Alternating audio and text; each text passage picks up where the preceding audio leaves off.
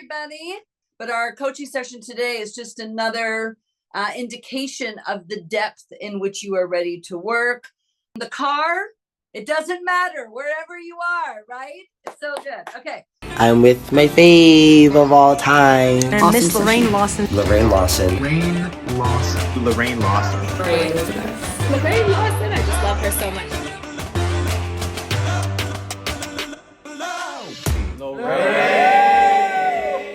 So this first hour of ADI, I just want to explain it. Maybe I'll just put you on gallery view for a second. Okay, so the first hour is really for those of you who want more interaction, really in like real-time coaching around what we're talking about each week. And so over the next 4 weeks, we're diving into 4 very specific topics. I feel like each and every time I coach this, it's a little bit different because I am gaining more and more insights as you guys are gaining more and more insights, feedback, things that are working or not working. It's interesting, Emma, that 𝐋𝐨𝐫𝐫𝐚𝐢𝐧𝐞'𝐬 just put on his story that he is number 3 globally for all Canadian artists. Number 1 is The Weeknd. Number 2 is Drake. And number 3 for streams is 𝐋𝐨𝐫𝐫𝐚𝐢𝐧𝐞'𝐬. And why am I saying that is Chris also has worked with me for over 8 years. And he has taken ADI in some configuration, I think four times at least, okay? So this is a peeling of the onion to really figure out who are you? What do you love to do that helps you stand out in the world? Why do you want to do it? And then who do you want to do it for? It's your responsibility to be able to do this at a very high level, to express it, to then hire who you need to hire more effectively, whether it's a stylist or a marketing person, whether it's a videographer. I mean, I just had a meeting with Franco, who was on our Make a Plan That Works last month, and he does all the videography for the Junos, for Canada's Walk of Fame, for the Fairmont hotels, lots of restaurants as well. And we were just talking about it's so much easier when a client, in the case you as the artist, know what you want. Some of you don't go into these meetings clearly being able to express what you want, and you are deferring to others. And so we're going to stop that tonight. Okay, Riley, come off mute. What do you want to get out of ADI? Oh gosh. I don't know. I think just knowing exactly maybe how to like articulate what we want better so we're not getting confusion when we're going into these things. So this is exactly what we were just talking about, right? And you guys have been making music videos, you're performing, and so your ability to communicate to a producer really effectively, what do you need? What do you want here or there? Can you do that effectively? Is that what you mean? Really having the power to do that? Yeah, kind of just almost feeling like we don't want to get strong-armed in like the meetings with these things and have their vision take over our vision, because at the end of the day, it's our money paying for it. Interesting. And even if you were signed to a record label, it still is your money. Yeah. I think everyone is now finally waking up to the fact that even if you are signed, it is someone else's money, maybe upfront, but it is your money. No matter what, it is your money. Okay, good. Yeah. So really getting clearer and clearer, peeling that onion of the who you are. Awesome. Amy, why are you here? And it's so nice because Amy's programs, and so you're diving into this 4-week program, which is awesome. Why are you here? To learn more, because I'm pretty unfamiliar with how it all works, but I do like to play music and I'd like to share. The music industry? Exactly. Yeah, like, of course, it's crazy. The music industry is changing. Tonight we'll go through how some of those changes have really impacted you for the better and for the worse. So yes, we are going to talk about how the music industry really works. I love that. And what else? Why do you want that? Because I want to be able to have the tools to share music, my music. Right, because you want to find an audience and you want to do this at some level to connect and share. And it's never been easier. That's what I want everyone to really get. It has never been easier. There used to be gatekeepers, and there were definitely people who you had to impress, and you had to jump through hoops, and you had to defer, as Riley was just saying, who you are to someone else, because they knew more, they knew better. Whether it's a producer, whether it's songwriters that have had Grammys and Junos or whatever in the past, they've, Max Martin, who sold bajillions of millions. I'll tell you, I have worked with Ryan Tedder. I have worked with people like Busby, who unfortunately passed away, but has worked with Gwen Stefani and Julie Michaels, and the list goes on for him, who he's worked with. Stefan Macchio. I have worked with Ian Kirkpatrick, who's behind a lot of Dua Lipa, Selena Gomez. I have sat not only in the room multiple times, but I've been to their home studios. Not Ryan Tedder, he is. But, part of the assholeness in his case is he's so certain. There's a quality in knowing. I don't know how much you intake or what you are consuming on a daily basis on social media of creators that, people who are doing what you want to do at a higher level. But I do. I consume it all day long. And Jay-Z has been really amazing at saying there is a knowing in music. There's a knowing. And you want to be around those people who know, who understands what I just said. It's really attractive, right? To go into a recording studio and someone knows, someone you can just trust what they're saying and doing, and they're contributing, and you are now collaborating. What about a songwriting session? Do you like writing songs with bullies? Do you like people who are like, no, I think this is better? No, you like people who you're and they're hitting a ball. And there's this really nice ebb and flow. But when someone knows who they are, they can contribute at a better level, a higher level, and you want to be around them. Okay. And guess what? That has to be you. Almost every single person here is the artist. And even if you are pursuing like being a producer too, Larissa, who just joined us, there is definitely that sense of somebody in this room knows what is going on. You know what I mean? Like, we need that person who knows, who trusts. Chris Styles, why are you here? I'm here to learn how to speak more confidently and effectively, and to get my point across without being a jerk. Without being a jerk. But like, to get that point across, what point is that? What is the point of view you want to share? Who I am as an artist, which is inspired, creative, fun, and determined to do what I love, and to be financially abundant while showing and sharing and connecting with the world. What? That was amazing. Yeah, because there really is a feeling of validation that comes from earning a living from it. When you know that someone is paying money for what you do and what you are offering the world, there is definitely a great sense of validation to that. It's also so rewarding on a personal level to make money doing what you love. Now, it is not a rite of passage. There is a great interview podcast. I think it's called Professor G. I can't remember even the guy's name. Professor G, though, someone go find it, put it in the chat. And he's talking about how, for whatever reason, creatives have this sense of rights, deserving. I'm talented. I deserve to make money from it. I get the right to do what I love every single day. It's not a right. I'm going to break that over 4 weeks, and we are going to talk about things that hold you back. This program is not all warm and fuzzy. This program is not all about getting the tools and the tactics, because you can have all the tools and the tactics in the world, but if your inner dialogue is still saying, I am worthless, or I am worthy, those two sentences are equally damaging. I am worthless. Of course, we don't want that, because I just told you that when you're the artist, we want you to be the person in the room with the answer, with the knowing, with that yes and no very clearly defined. Yes, no, like it, don't.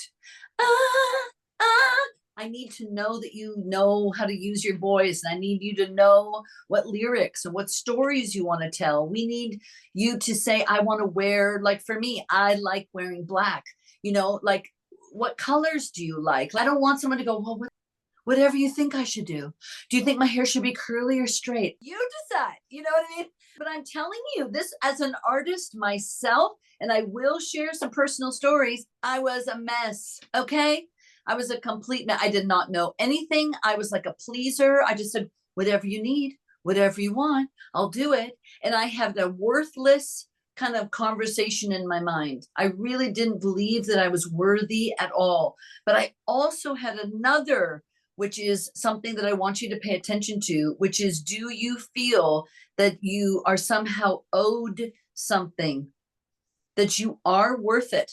There is like this feeling of entitlement, and we got to break it, because the entitlement in this business is going to kill you also. There is no entitlement. You have to earn it. You have to earn the audience's respect, attention, and that attention is easy to get in the first minute to 6 seconds. But after that, you lose them. They're gone. So we got to figure out how to get their attention in this program. We got to figure out how to do that so that they will be, Chris Styles, able to buy a ticket to your show, want to buy merch, want to line up, want to fly in. Just on Chris right now, because he has a sold out show that sold out in 5 days. There are 3 tickets, and might be down to nothing now, that were secondary sold on Ticketmaster. Again, someone can check this for me, as of Monday, being sold for $200 on the secondary market. This guy is a new artist, okay? He's relatively new. He's Canadian. He is not signed to any major label and doesn't want to be. But there was a time that was a dream he wanted to be. And you may be there too. I don't know what your dreams are. We're going to go through what those dreams might be. Okay, Onyx, why are you here? What do you want? I love your sweatshirt, by the way. It's so good. What do you want? My kids are just coming downstairs. I want to, support myself as an artist and share my music all over the place. Yeah, sure. Yeah. I actually want to make enough money to actually invest in a bunch of like more social impact businesses. Nice. But because I have always been like pretty passionate about like organic food and like natural clothing, and this hoodie is actually like a bamboo hoodie, and I'm gonna get them printed with as for merch for myself. Awesome. Yeah, it's like, and there's secondary there whys, everybody. I want to make money from music because it validates me. It makes me feel like what I'm sharing, what I'm contributing to the world has impact. That would be a secondary why. It's like, I want to take that money and have even more impact. Our second week is called Make an Impact. How to have a massive impact. So artists have one of the greatest, and we will, when we're all together at 6:30, we're going to go through this in more in depth, but you guys should know that artists have the capability of earning more money than anybody else. Artists, creatives have more ability to earn money. Taylor Swift made more money than the National Football League, the entire football league. It would have been in the past that sport would have been huge, or, obviously being Jeff Bezos, or, obviously Elon Musk. But even them, you should know that anyone who's making money at a massive level is creative. Okay. They are just creatively solving problems for the world. You can too. That's why you want to make music, right? Is to solve problems. And then Onyx is talking about a secondary why, which is that she sees how if I actually am a person of influence, which is our third week's topic, I can influence more people and therefore it's like a ripple effect. I can even have more and more impact beyond myself, beyond my small community. It can ripple effect out, and music lives forever. And it's one of the reasons why I love music so much. Theater, which is what I used to do, and dance lives in the moment. Music lives forever. You have longevity here. There is a beautiful idea that, oh, and it's a bit sad. I don't know if you guys remember, you're probably all too young, but Eva was the girl who did, anyway, she made more money in her passing than she ever knew of singing cover songs. And the album's worth of music that she had just sitting around her family then put out into the world. I can tell you that the Diary of Anne Frank was the same story, exactly the same thing. Same with Van Gogh, the same situation where they were making all this incredible art. The Diary of Anne Frank, obviously that's her diary. It's only after they have passed that the family members went, oh, there's something here that we should share with the world. Well, I want you to do it in real time. I want you to do it right now. I don't want you to wait. You know what I mean? Like, what are we waiting for? We only have one life. You only have one flicking life. So we got to really start peeling the onion. I'm so bad with new names. Giordano, did I say it right? I did? Yes, you said it right. Okay, good. Why are you here? Well, I'm here to really anchor my artistry and know well, my goal especially is community oriented and offer a space for creatives to grow. And as I'm building my own studio and investing a lot of money to have high quality production gear too. So yeah, I'm here about really knowing why am I doing this. So I love that what you're talking about is like, I need such a strong personal brand that then I can start to build, you know, a community. And 𝐻𝐸 talked about, you know, investment. You know, I invest in other things that are going to align with the who you are, but you must create a personal brand first. I'm going to say that we need like a fan base here. A fan base can be the same as community, but it also can be different. A community really are people who are united, like the Grateful Dead or Phish, PHISH, if anyone knows that band. Those fans are actually a community of people. Most people just have a fan base, not a community. So I think you need to start to see a distinction, and all of it derives from a personal brand. So that's why you're here. We've got to peel the onion. And also, I don't remember her name, 𝐻𝐸, I think. Or organic. I am also about promoting well-being and responsible clothing and conscious living too. So that's part of the community oriented too. Yeah. Amazing. And again, it has never been easier to align yourself with the right audience for you. It has never been easier. The algorithms have gotten better and better, and they will target what you're doing to the right audience that is a mirror to who you are. But if you don't know who you are and you are not capable of articulating it, you will find a disconnect. Okay. And then once I know this, I've got to amplify it. Okay. I would say this is where I am, you know, as a coach. I've got to amplify it. And so during this 4 weeks, we're also going to talk about how to amplify it. I know who I am and I know what I do and I know why I do it. Okay. And I have attracted all of you because I am like you. You are like me. There's something that I'm saying, the way that I'm saying it, that resonates, that says I can trust her. And I can tell you that that has been consistent throughout my entire career. People trust me, and I hold that very dear. I just want you to know I hold that very dear. And the next 4 weeks are a very deep dive. Some of you are going to resist it. Some of you, when you look at the workbook, are going to be like, I don't want to do that. I don't want to. I'm going to just read it, and I'm not going to do the exercises. But I'm telling you, if you can do the exercises, you will find even more clarity in what you are saying, how you are communicating yourself. And then you will find that people will come to you. Okay, there's a huge difference of, again, I got to amplify it. And we've been talking about this in the mentorship program.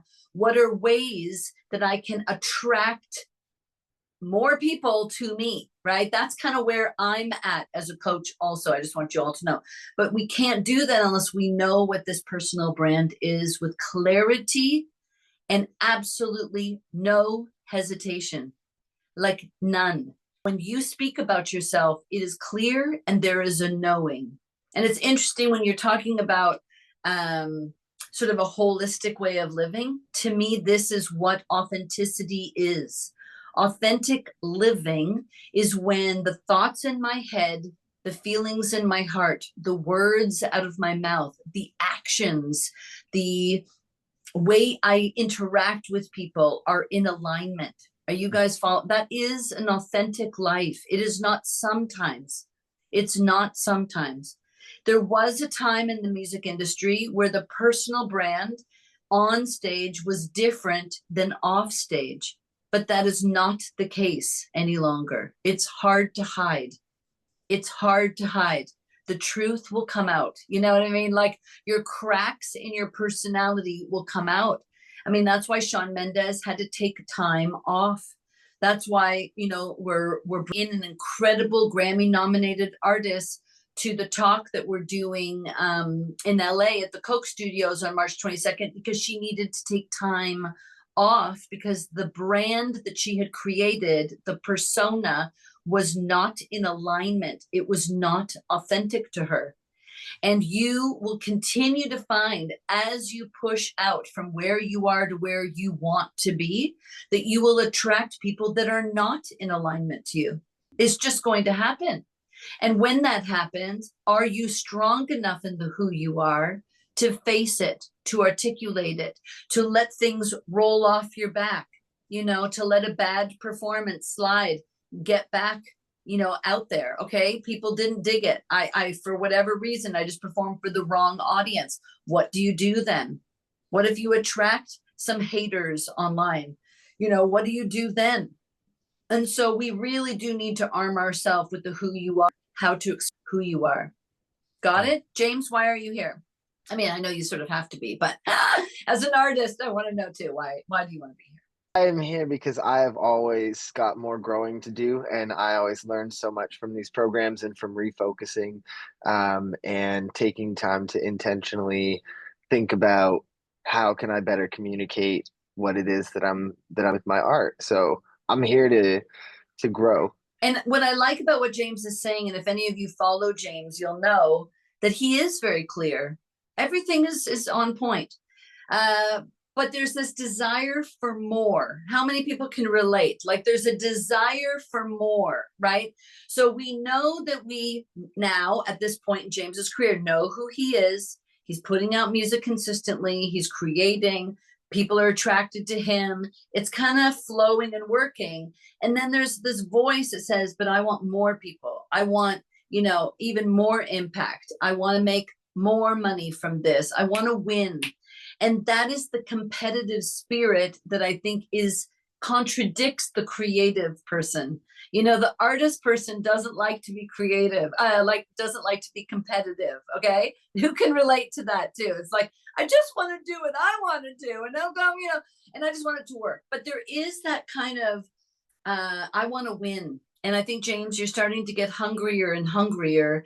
That's also something that people get very excited by. People want to be around the person who wants to win, right? I want to align myself with you. I want to go into business with you. I want to help you win. Cool. I love it. And so the only way to do that is to ask the questions again and again and again. And as we go through this program, I tell you all that are in the mentorship program, say, I do the exercises with you. I will expand also. That's just how it goes. We are in the entertainment business. We are professionals, you know, professional doctors, lawyers, accountants, bookkeepers. They're constantly learning, growing, expanding. So this idea that you get to stop doesn't exist. I've always thought, how come an actor who makes millions of dollars from a movie wants to do it again? Think about it. It is odd, you know? It's like, well, they've reached the money part. So or they've won the Oscar, right? The Oscars were on Sunday night. It's like, they've won, So why do they want to keep going? Because that creative now person starts to show up again. So we are creative in our essence from the beginning. And then we start to get some wins and some awards and some attention and some hopefully money. And then we've got to make sure it goes back to full circle. You've got to get back to your inspiration, back to why you wanted to do this in the first place. People who lose their why, people who forget, oh, I wanted to do this because I actually wanted to write songs and I actually wanted to express myself and I actually wanted to connect with people and find my community. I wanted to write. But if you lose that and you start chasing, there's a difference in the energy. And so you want to start to pay attention to what is desperate energy and inspired energy. And you want to start to recognize it in your own head, in your own heart. What is motivating me now? Is it desperate energy? And usually what happens is we accelerate too fast. Think about driving a car throughout this book. Way before, I wrote this book in 2020, and it was way before Matthew McConaughey's book Green Lights, which is also all about cars and traffic. But you'll see that I'm using in this book a lot of analogies about driving, because if this is again kind of what we're working on, just always remember how you get there. How you get there has nothing to do with it. I think get really caught up on the how. There's something that stops most people, but to get to your destination, there's probably a million ways to Sunday to get there. You can go on any number of roads. You can go fast and you can go slow. You could go with people or you could drive by yourself.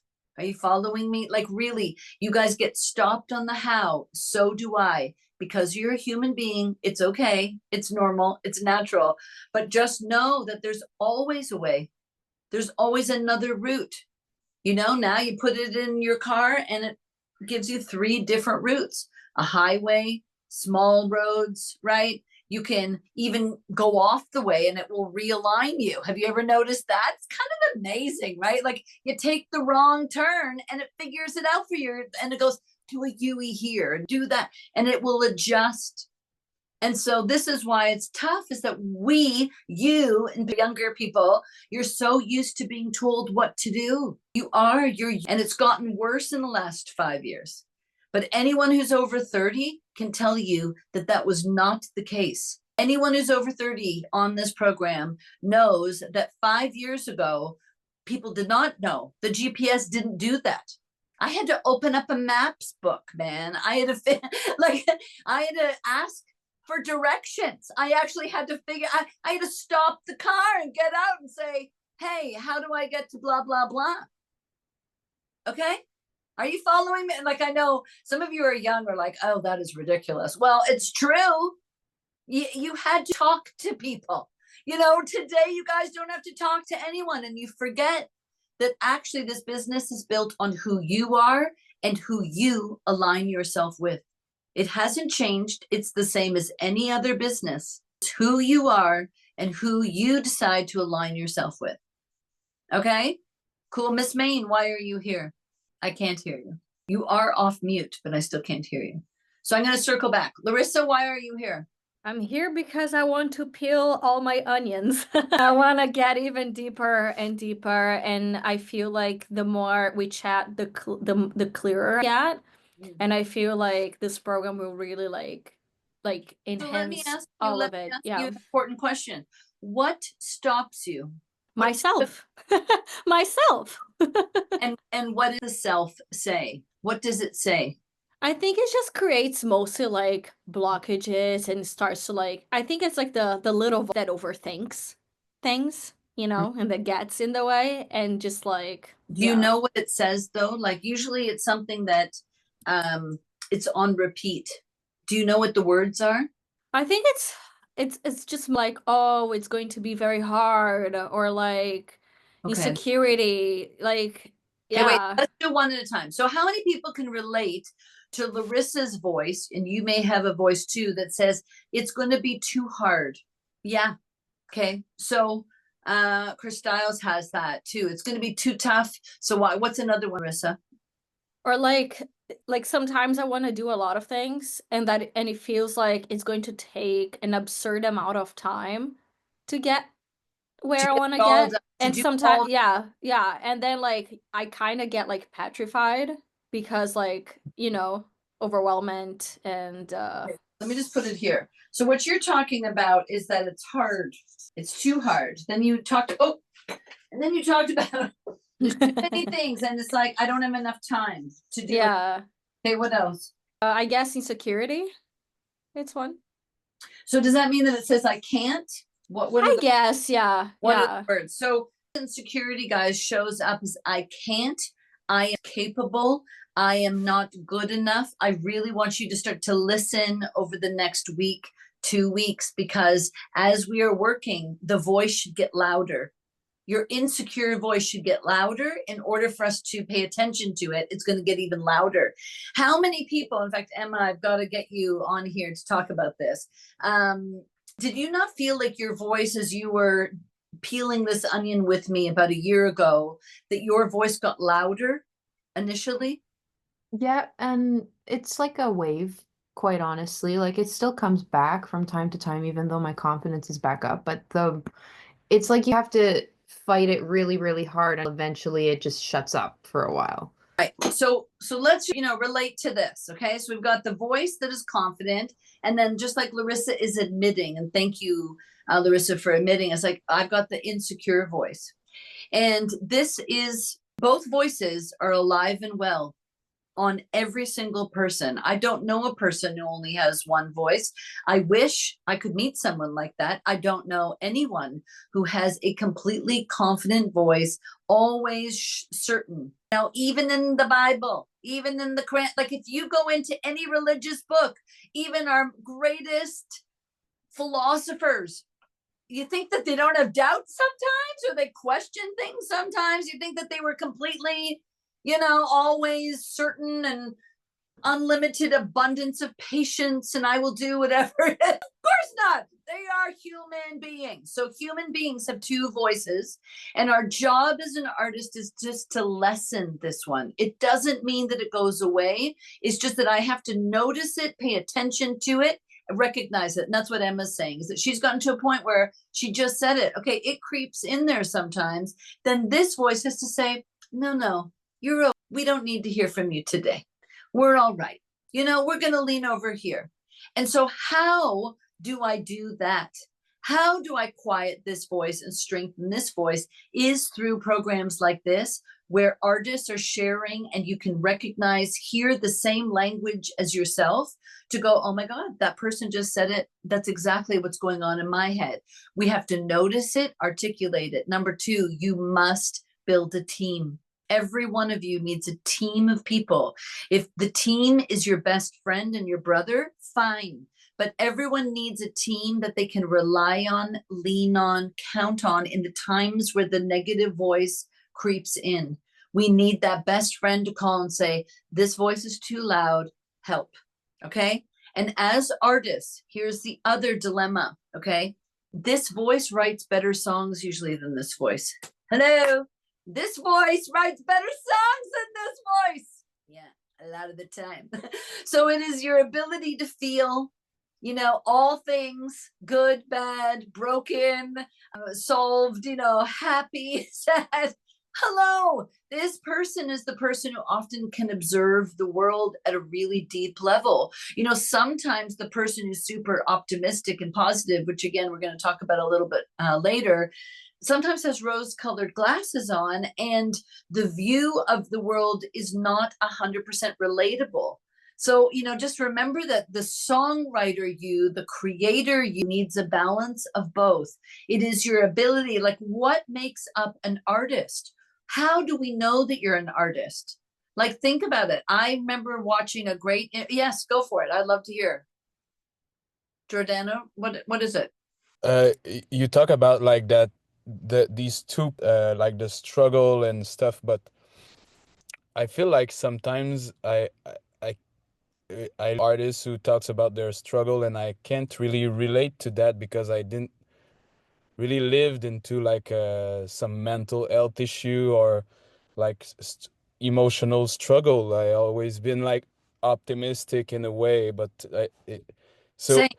how to relate about, yeah, enjoy life and be happy and like, yeah. Yeah.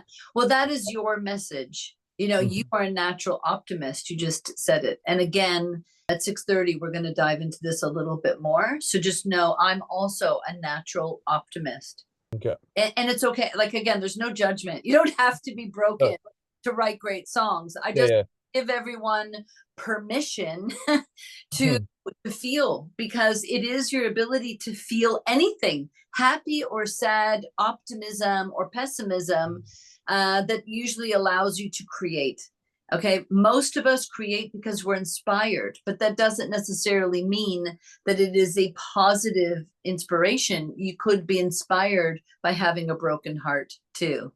Okay, so I give permission to everyone, like, you're okay. There's nothing wrong with you. Okay, like there's nothing wrong with any of you.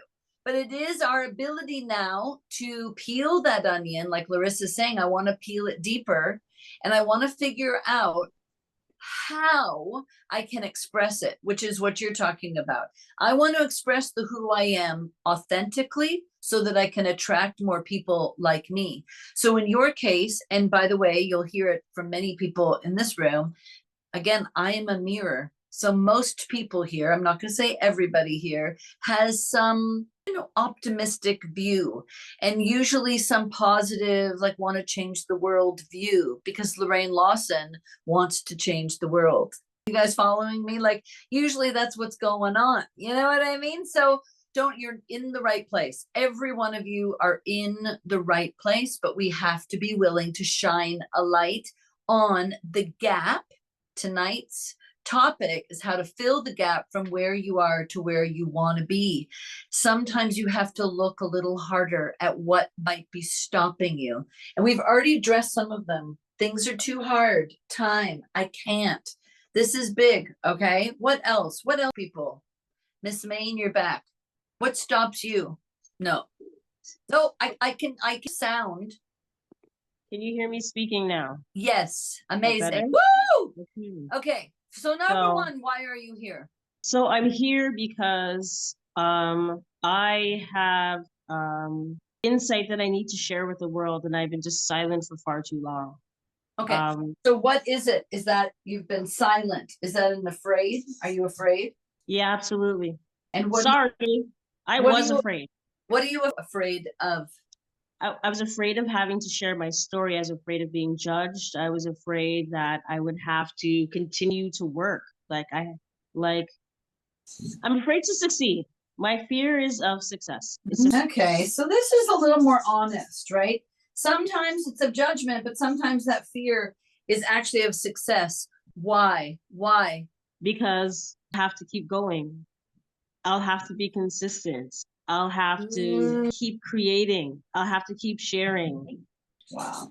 That fear to me is a very real one for artists. And I so appreciate your honesty on that. It's like, I have a fear of, once I've gotten that level of success, can I sustain it?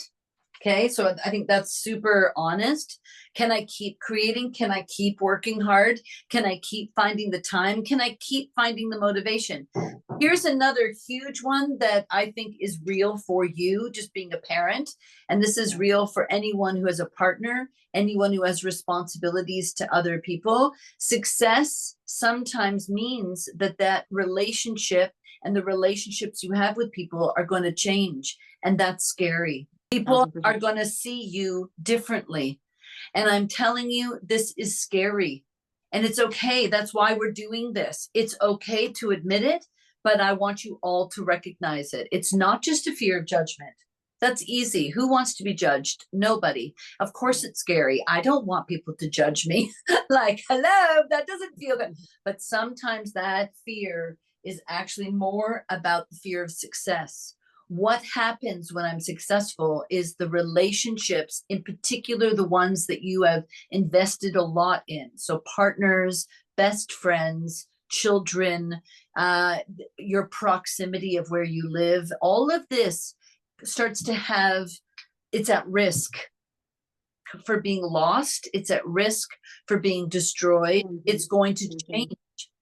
And again, if you follow successful people, I love Tyler Perry. I don't know if any of you follow him, but he talks about this a lot because it must have happened to him in very real way, where all of a sudden, as you get higher, right, the air gets thinner. That would be a way of describing it. All of a sudden you're at the top of the mountain.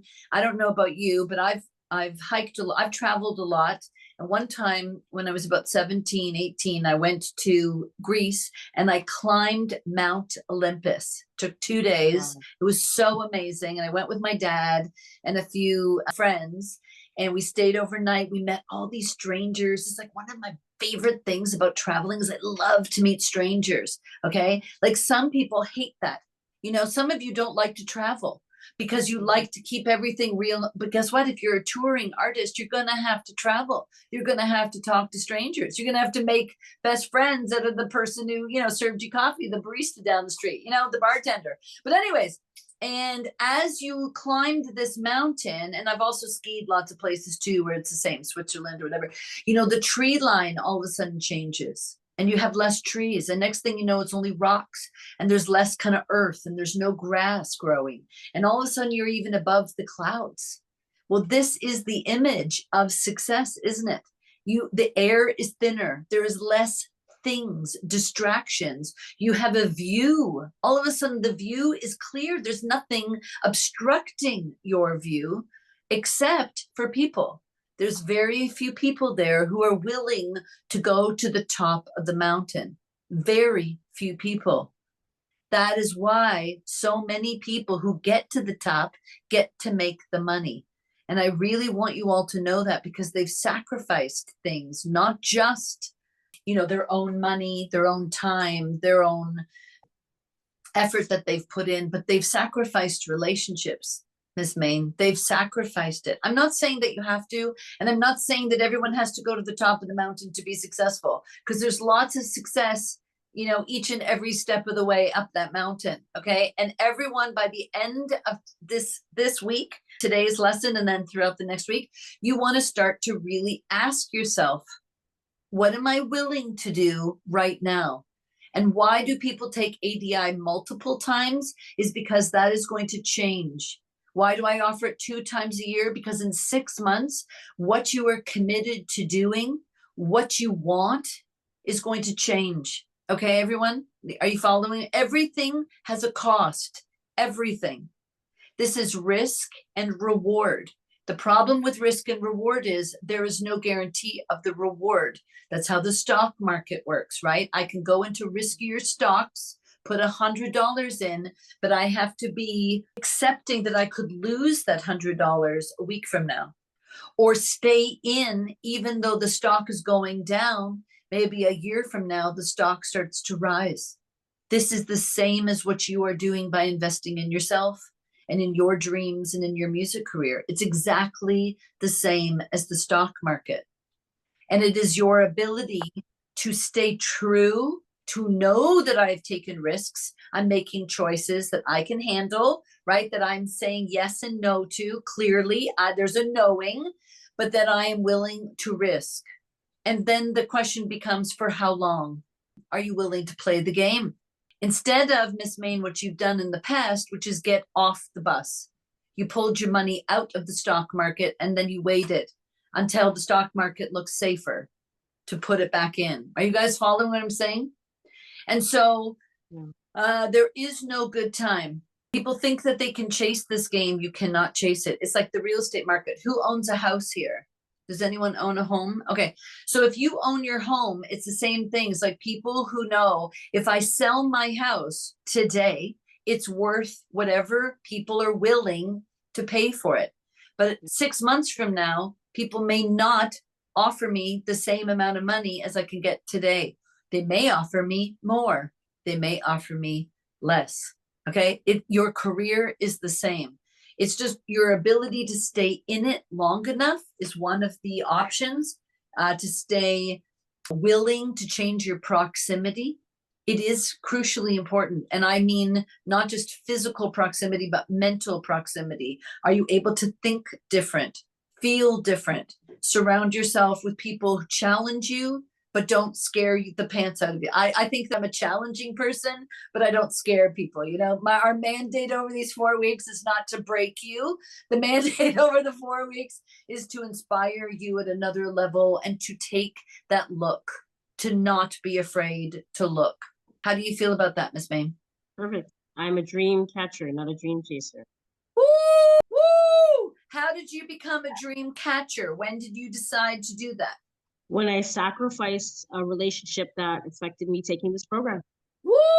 I think there's a big message in that we can start to look at here too, is permission.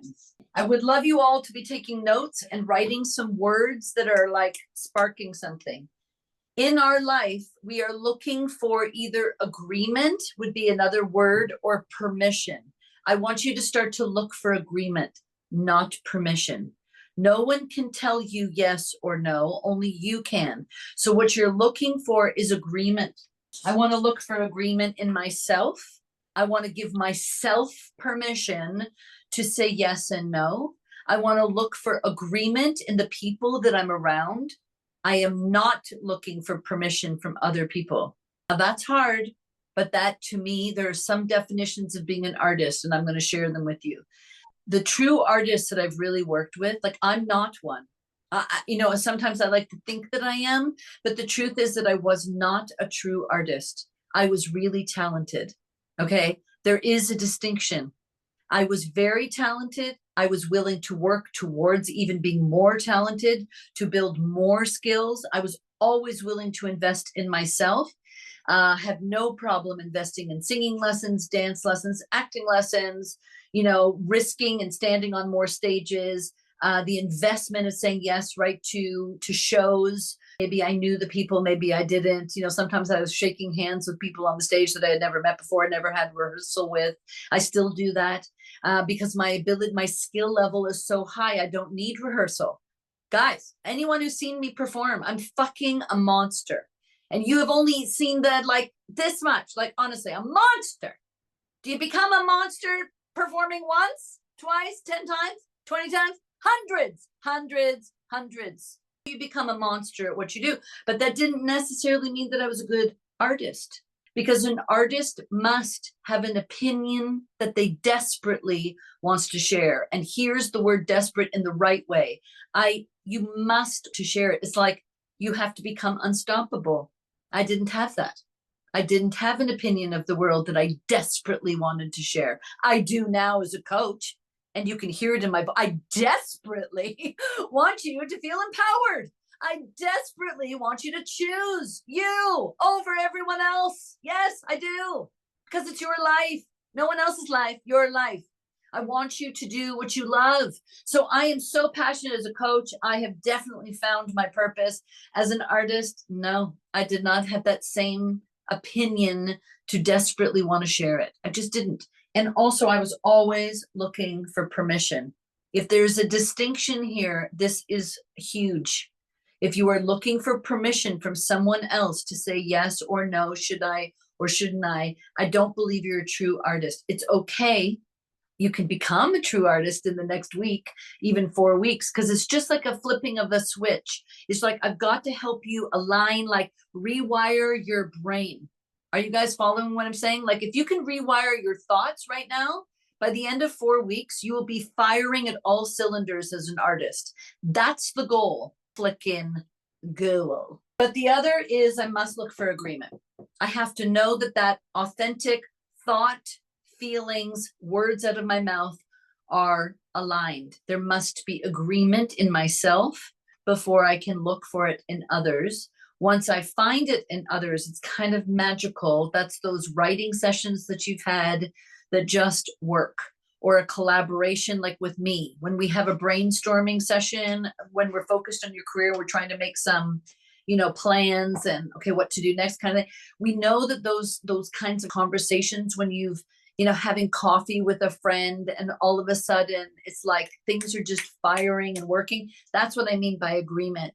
And in that moment, you'll start to notice that you have agreement with your audience. You stand on the stage and people are just getting it.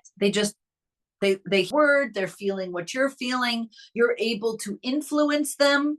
You're able to persuade people to your agreement as well. And that would be now your team, whether it's a manager, whether it's a publicist, you're a lawyer. And if you're fighting with everyone all the time, there's not agreement. There's got to be flow, man. And whether it's a videographer, a stylist, makeup artist, I've been in the room and like people don't even look like themselves when they come out. Olivia, I don't know if I've ever shared this. She was just a guest on our Make a Plan That Works last month. And during the launch, what really aligned us was there was a stylist wanting her to wear something. And she was just sort of, who can I trust? Because right now I don't trust this person to tell me that this looks good on me. And I don't really wear that on stage. I just don't. So it was like, she found me. She was like, could you get Lorraine? I can't tell you how many times that happens in my career where I am now the bridge. I have to somehow bridge, the artist to those big name producers. I've done it a million times over. And I don't know what took me so long. It's only been in the last 5 years that I figured out, oh my God, this is actually my calling. It's like, I am a facilitator. I know how to communicate what is, this person's dream, and now we have to have alignment. We got to find agreement. Okay. That's my job. I find agreement for people. Okay. You have to find it in yourself. Okay. Super duper important. I'm just going to mute you because you're very loud there. Okay. This is so great, everybody. I'm going to stop the recording and start it again because people are going to join now just for ADI. But before we leave this and move into the curriculum for tonight, I want you to make lists of this. I need you to pay attention to your thoughts. Pay attention to what is holding you back. Pay attention to what you're afraid of. What is it? Define it. And once you define it, then we have to articulate it. You got to put up your hand. That's what I changed ADI I think it was the fall for the first time to have this format where the first hour is going to be more interactive, where you get to actually talk because it is through your speaking what is happening to you, and things will start to align and there will be more agreement and the less power over you. Okay, we got to eliminate this voice. Again, not that it's gone, but we got to quiet it, lessen it. And we've got to increase the knowing voice, the trusting voice, the person who knows who they are voice. Yes, James.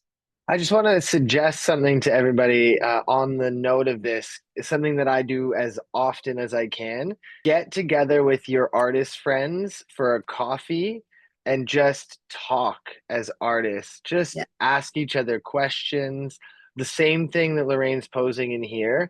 Have those conversations because, like she was saying, when you're talking about it, you're clearing your mind, you're answering things, you're practicing for interview questions. Like these are so important. And then you're going to get inspired by things that the other person's saying too. So like, I would highly recommend like once a week, call up an artist friend and just say, let's just grab a coffee and just chat, just catch up, share what you're doing, share what you're working on. And it's going to really, really help with this kind of thing. And if you're smart, do it somewhere that you can set up 2 cameras and film it as content and make a fake podcast that you can post it on your social media too. Nobody has to know that it's not a real podcast. Nobody has to know that you're not in a real studio. Just light it well and film it well, and then cut clips of it for your media too. But highly recommend. It's so important. Lorraine's always got gold. Find smartest friends, right? You're not in competition with each other. Jordana, before we move on. Yes. So it's just a question about the technical aspect. We stay connected on that chat, right?